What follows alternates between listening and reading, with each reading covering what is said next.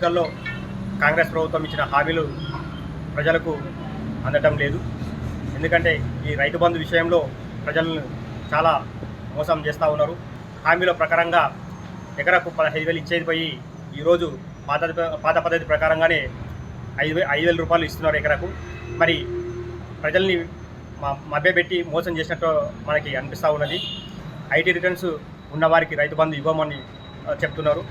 మరి బ్యాంకుల్లో మన ఇంటి అవసరాల కొరకు 20 లక్షల లోన్ తీసుకుంటే వారు కూడా రైతు బంధు లేదని చెప్పడం జరుగుతూ ఉన్నది. ఇవన్నీ ప్రజల్ని మభ్యపెట్టి ఎలక్షన్లో ఓట్లు దండుకున్నారే తప్పితే ప్రజలకు ఏమాత్రం మేలు చేసే పథకాలు కాదని చెప్పి ఈ విధంగా తెలియజేస్తూ ఉన్నాను. చాలామంది రైతులు నిరుత్సాహంలో ఉన్నారు. ఈ ప్రభుత్వం ఎందుకు వచ్చిందని చెప్పి బాధపడతా ఉన్నారు. 15,000 వేస్తామని చెప్పి ఇప్పుడు మరి పాత పద్ధతి ప్రకారంగానే టీఆర్ఎస్ ప్రభుత్వం ఎట్లా ఇచ్చిందో అదే విధంగానే ఇస్తుంది. కొత్త ప్రభుత్వంలో రైతు బంధు వేస్తామని చెప్పి వేసినారు. అయితే ఇప్పుడు పాత పద్ధతిలోనే రైతు బంధు 10,000 రూపాయలు వేస్తామని మన అనడం ఏమిటి?